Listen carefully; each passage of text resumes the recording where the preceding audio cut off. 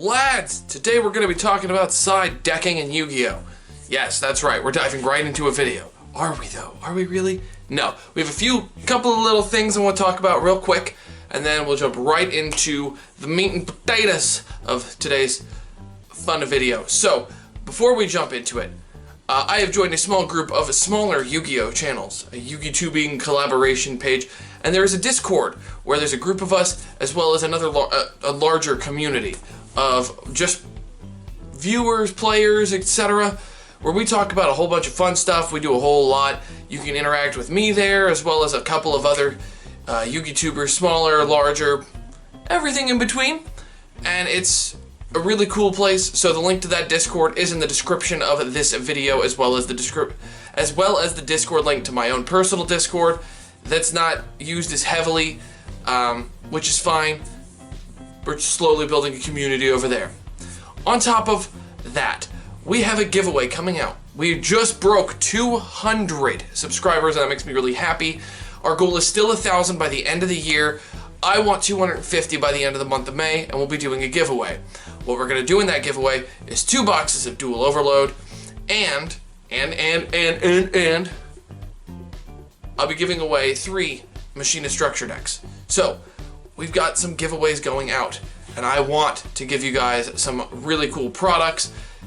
If you guys will hit that subscribe button, we'll be able to start doing those giveaways in the near future. It's going to be a total of 3 giveaways, the 2 Dual Overload boxes and the 3 structure decks. So you could win one of those amazing prizes.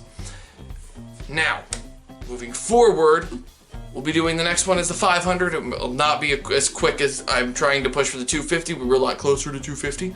So let's hit that subscribe button, share this video with a friend if you like my content, and make sure to check out for any collaboration stuff. Over using the Discord, you can find all the links to all the smaller YouTubing channels, so you can see some diversity in your content. There's some really talented guys over there, like the person I'm going to shout out today. Golden Nova Yugioh is a really awesome content creator. He's got a very smooth, very easy to listen to voice. He's very fun to watch. He's got some really good content, so check him out. His link will be in the description below. We're gonna do a little shout out to my fellow small Yu-Gi-Tubing channels. But now we're gonna jump into the video, the actual video. So, side decking in Yu-Gi-Oh! Is it figured out? Let's talk about it.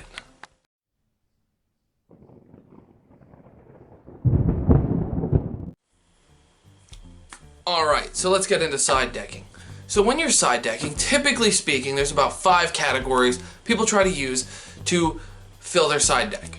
These are cards that are going to do certain things for that strategy. There is a 6th option that we will go over at the end of the video, but first let's talk about them. So here are the 5 things that people typically look for in a card to side deck it. 1. Board wipes. Things that are going to clear the board and just basically reset, whoever went first, reset their field and put them in a position where they can't win. 2 is board breakers. Things that pick a board apart, however that may be. 3 is back row removal. A lot of control decks can take advantage of the fact that some decks can't or don't main deck ways to out certain back row cards. 4, going second cards, specifically blowouts. This can interact with board wipes and board breakers, but this is its own category for a reason. And finally, number 5 is hand traps. Hand traps are cards that may be specifically good against specific matchups in the meta. So, starting with number 1, board wipes. Board wipes, typically in this current set, are evenly matched. Lightning Storm, you could put Raigeki and Dark Hole in this. Whether or not they're used is irrelevant. Interrupted Kaiju Slumber would actually be considered a board wipe in this current case, and could be considered a really powerful side deck card depending on what you're playing. For number 2 is board breakers.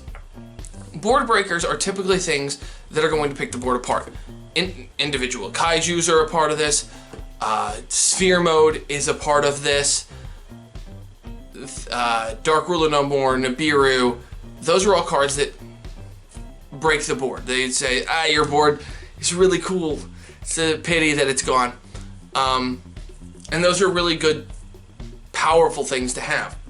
Number 3 is back row removal. This can be things like Pankratops, like Red Reboot, like Twin Twisters, Seismic Cyclone, MST, Galaxy Cyclone, etc.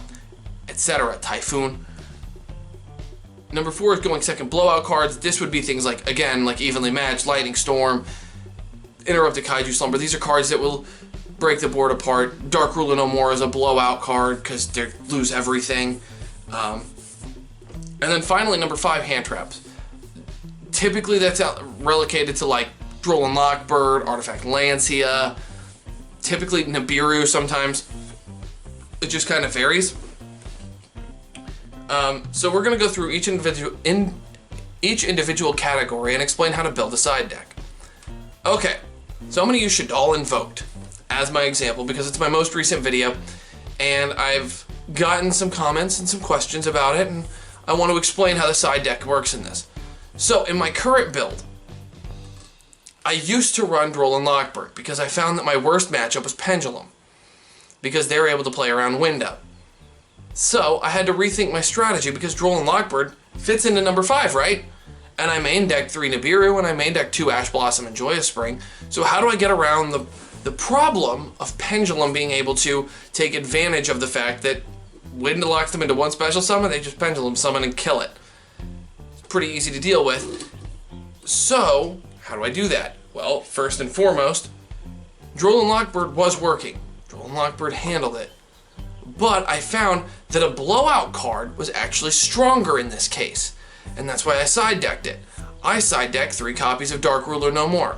It makes going second against Pendulum a lot easier to deal with. I make them, whether I win or lose game 1, I either make them or they choose to go first. I Dark Ruler No More their field, I'm able to just do whatever I want. And now they have recovery, but now they're going to have to play under Window, and I've probably taken everything off their field. So Dark Ruler No More ended up being a better choice than Droll and Lockbird for one simple reason: I already main deck hand traps. Pretty simple.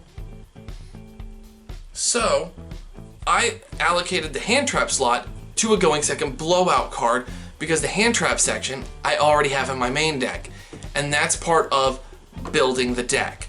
When you're building your deck and side deck, you have to take into consideration how many you want to run of whatever and plot accordingly. Continuing on the going second blowout cards that also interrupt with board wipes, I run 2 of those, 6 cards in total, in what would be considered a board wipe or a going second blowout. The going second blowout board wipes being 3 copies of Evenly Matched and 3 copies of Interrupted Kaiju Slumber. With the addition of Dark Ruler No More in the main, in the side, that gives me 3, 6, 9 cards total. Dark Ruler No More and Evenly Matched, if I open those 2 cards, Pendulum loses because I got rid of all their resources. All of them. What are they supposed to do? So, that takes away a huge threat, and it forces a Game 3 situation or a 2-0, depending. Because without any resources, they can't play the game. And I found that those worked when those 2 are together, they're a blowout. When it's just one of them, it's very easy to bait their interruptions. And then, bye-bye. So it just varies. Or Dark Ruler No More and Interrupted Kaiju Slumber. Now that's a powerful combination. And why that works so well is Interrupted Kaiju Slumber wipes their board, and sure, they get to keep their resources, but now if I have something like Super Polymerization in my hand, Alistair the Invoker, and fuse with it. Now they have a clear field, and I hit them in the face with 2 big beat sticks. That's with nothing else in hand, just Alistair, a discard for Super Poly, and an Interrupted Kaiju Slumber, maybe a Dark Ruler No More, and you pretty much clear the board. And there's a lot of options in that situation. Board breakers. My board breakers were, I run 5 Kaijus in my side deck. I'm able to tribute stuff. If I see that, if I'm able to play through a couple of interruptions on an Emancipator, but they have the Buster Dragon Destruction Sword, tribute, whatever it's attached to. And now I'm able to play my game. I'm able to do what I need to do. All because I have a Kaiju. The back row removal is the final card. So if you've kept track, we're at 14 cards. The 15th card is a back row removal card in Cosmic Cyclone. Cosmic Cyclone allows me to get rid of back row. I have Dragon and 2 Cosmic Cyclones in the main, so I've got 3 cards that deal with back row and spell and trap cards in the main deck. I also, as back row removal, have Evenly Matched. Evenly Matched is a blowout card against a lot of control decks. And that's how I built the side deck, was I looked at what are my 3 or 4, what are my worst matchups and or what is the meta, how do I deal with them using my side deck and incorporating it into my main deck, which is the biggest problem I see with people when they plot their side deck. Where am I going? Game 1, I can plan for that every day. I open the perfect hand going first. Great. What do you do going second? What do you side in? What do you side out? Yeah. You've got to plot your side decking just as much as you plot your main decking. How do you play against Adamantipator? How do you play against Eldritch? How do you play against your bad matchup? Your bad rogue or whatever other tier matchup? How do you play against them? And you pick for things that are popular and used in the meta consistently. So for example, if you're a Shadow Invoked player, you may see Orchist. How do you deal with Orchist? Luckily for you, they're pretty much all dark, so Super Poly just says bye-bye. But Nibiru can hurt them as well. But how do you deal with, okay, Pendulum? How do you deal with Adamantipator, Dinosaur, Eldritch, etc., etc.? So you've got to have your plan, and using these 5 categories gives you a way to change the way you're thinking. You don't need to side deck in 46 things to deal with one deck. You don't. You need to figure out 1, 2, maybe 3 cards that are really powerful against a certain deck. Side those in. And that alone can be enough. Now, I mentioned that there was a 6th way to side deck. A 6th group. That 6th group would be reserved.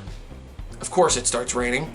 That 6th spot would be reserved for something called smoke screening. And if you want to know more about smoke screening, I recommend when the coalition, when the group gets together to do their side decking conversation, this will be something I'll talk about in depth, because it is something that I actually really enjoy doing occasionally. When I build certain decks, I think I can build this 2 ways because I only need a certain set or group of cards to really confuse someone. And I will describe it in detail with that group when that podcast goes live. So I hope you guys will check it out. The link to that video will be in the description of this video as soon as it's finished. And if you join the Discord, like I mentioned at the beginning of the video, you'll be able to hear us talking about and planning it, so you'll have more information. There's a lot of stuff going on in that group. It's a really fun group, so please come and check it out. And when you do show up, just be like, @FusionYugioh sent me. And that would be me letting them know that I'm a part of this community still too, and I love it there. So check it out. Make sure to check out the Discord. We've still got shirts on sale. Let's hit that subscribe button. Let's hit that 250 subscribers by the end of the month of May so we can do some giveaways. Thank you so much for watching. Good fun, and have luck.